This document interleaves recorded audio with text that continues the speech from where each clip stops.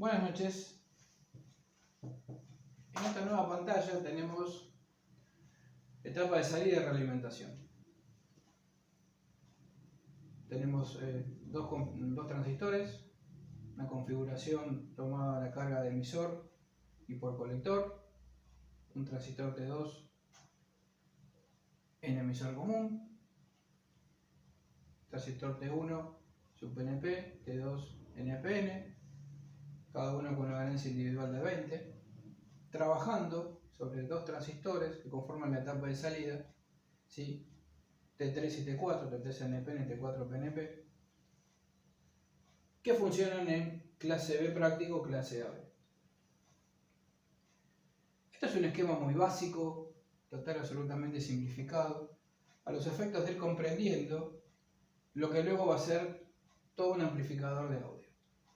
Es decir, la entrada real es una entrada preexcitadora, T1, T2 es el excitador, y lo que comparten ambos, el modo de funcionamiento, es en clase A, es decir, está entrando con 360 grados de señal y también saliendo con 360 grados de señal, con un rendimiento máximo teórico de aproximadamente el 25%. La idea es trabajar con dos transistores de salida, ¿sí? T3 trabaja en el semiciclo positivo y T4 en el semiciclo negativo, y teóricamente llegamos a un rendimiento del 78,5%. Otra cosa destacable es que tenemos una fuente única, por lo que sobre la carga del parlante, ¿sí? Teniendo acá en la salida, ¿sí? Tenemos T3 y T4 son etapas seguidoras, es decir, el emisor sigue a la base, tenemos una tensión de salida de 6 volts de continuo, el cual será filtrada por este capacitor, para que no llegue justamente a la carga dinámica del parlante, que es una bobina. Bien, los niveles que manejamos, insisto, es un esquema, es decir, tenemos acá la relación de la salida a través de un cable sobre la entrada, ahí tenemos, está escrito ahí que beta vale 1, es el máximo de alimentación. Esta etapa es un amplificador de tensión, realimentado tensión, tensión, ¿sí? Toma una muestra de tensión en la salida, la reinyecta en la entrada a través de una malla. Pero básicamente está explicado para ver justamente, y viendo el tema de realimentación, qué efecto puede producir en este esquema. Es decir, trabajando con 12 volts de salida, no fuente única, no fuente partida, yo tengo acá la mitad de tensión de 6 volts que está acá en la entrada. Si garantizo un nivel de 5,985 volts, es decir, tengo una diferencia de 15 milivolts de entrada. Recuerden que esa señal de entrada es la que está superpuesta al nivel de continuo. Bien, teniendo una ganancia de 20, tengo 0,3 volts en la salida de T1, el colector, por lo tanto en esta base multiplicado por 20 tengo acá una salida de 6 volts. Es decir, que esa tensión, ¿sí? El emisor sigue a la base, tengo esos 6 volts en la salida. Insisto, es un esquema total y absolutamente simplificado, con, vuelvo a reiterar, un beta igual a 1, que es la máxima realimentación. ¿Qué pasa si por alguna circunstancia, sobre todo suponiendo que en el caso real tengo una etapa de potencia, ¿sí? Excitada o trabajada con T2, que me representa el generador de señal, y con R2, que a su vez es el que me provee la corriente? Recordé que en un esquema más completo, R2 debe ser una fuente de corriente. Entonces, de vuelta, ¿qué pasa si la salida en algún momento sube 200 milivolts? Ejemplo de temperatura por calor. Tengo acá 6,2 volts, la tensión acá la mantengo constante, y la diferencia frente a la entrada son 215 milivolts. Suponiendo 20 de ganancia, como dijimos, 4,3 volts, y entonces acá me voy a 86 volts en el colector de T2. Eso es un caso irreal. Cuando sube la tensión de punta, el transistor lo lleva al corte, si debería llegar al punto más cercano de fuente, que debería ser los 12 volts. El circuito se abre. Es decir, ese es el efecto de la realimentación, mantener constante la muestra de tensión respecto a la entrada, y ante cualquier variación, es una exageración, 200 mV, ver qué es lo que pasa o qué es lo que debería pasar. Pero bueno, nos sirve para algunas definiciones que, si bien no hemos visto todo el formuleo de etapa de salida, clase B teórico, clase B práctica, como en este caso, sí tenemos algunas consideraciones que podemos, conclusiones que son totalmente genéricas. La potencia sobre la carga, valor máximo sobre raíz de 2, el producto de tanto su tensión o su corriente, ¿sí?, nos lleva a que, reemplazando el valor de corriente por el valor de tensión sobre el valor de Rayleigh, tenemos que nos queda B0 cuadrado sobre 2R. Es decir, yo puedo tener la potencia eficaz sobre la carga, sabiendo la tensión de salida que puedo generar, o si no, puedo despejar la tensión de salida, valor máximo, que es raíz de 2 veces la potencia eficaz por R. A todo esto nos llevan algunas consideraciones o datos que vamos a ver en los amplificadores de audio, o que ya hemos visto en algún ejemplo. Tenemos lo que se define como sensibilidad de entrada, ¿sí?, que es un valor pero definido en valor eficaz, que justamente tiene que ver con este valor. Es decir, voy a saber valor eficaz o el pico máximo, ¿sí?, que voy a tener que inyectar en la entrada para obtener ¿qué cosa? La tensión de salida, ¿sí?, sobre la carga.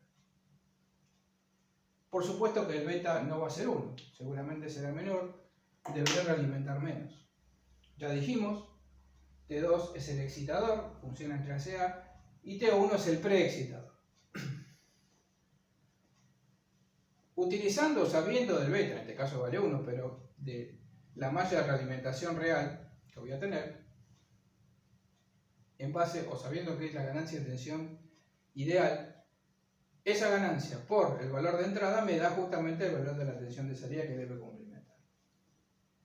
A niveles de diseño podemos tener la expresión de la salida cuando conduce T3, ¿sí?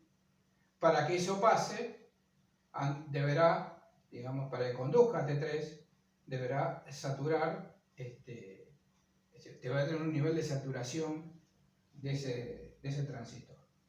¿A qué voy con esto? Que sumando los niveles de señal, tanto del semiciclo positivo como del semiciclo negativo, ¿qué es lo que voy a tener? Voy a tener que un nivel de saturación para el transistor PNP-T4, ¿sí?, que deberá sumarse al nivel de excitación justamente de emisor, o sea, la saturación de T2, para que haga conducir la tensión emisor base de ese transistor T4. Esas bandas de tensión de 1 volt, acá también 1 volt y un poco más de 0,7, son los que se van a sumar a los valores de salida para configurar seguramente el valor de fuente. Ustedes observen que si acá yo tengo 6 volt, en la salida de 6 por el otro lado tengo 12 volt de fuente. Es ir asociando valores estáticos con los valores dinámicos. Por supuesto que a veces, insisto, sigue siendo un esquema, faltan resistencias de polarización, a veces son necesarias, a veces no, circuitos de protección en la etapa de salida. Pero también observen lo que debería pasar, y seguramente en alguna simulación ya lo han visto, cuando se pasa a determinado nivel, cuando conduce T3, y cuando pasa de conducir a dejar de conducir y que comienza a conducir T4. Es decir, en esos puntos lo que se determina la distorsión del cruce. ¿Cuál sería su justificativo? En base a los niveles o a la gráfica de transferencia de corriente colectora en función de tensión base emisor, tanto T3, ¿no?, a partir de los 0,7 como T4 a partir de los menos 0,7, si sobre ese mismo eje de tiempo, ¿no?, hacia la parte de los otros dos cuadrantes, superponemos el nivel de tensión B, que es la salida de T2 que hace de excitador. Esto es un gráfico totalmente exagerado, pero creo que nos va a ayudar. Es decir, donde están estas bandas, en azul, es donde el transistor es un tiempo muerto donde el transistor no conduce. Solamente comienza a reproducir una vez que, tanto para el semiciclo positivo como negativo, queda como libre o forzado, porque recordemos, no es una polarización clásica, ¿sí? Es decir, estoy forzando cuando supera el nivel de 0,7 o cuando este nivel es menor a 0,7 que respecto de su emisor.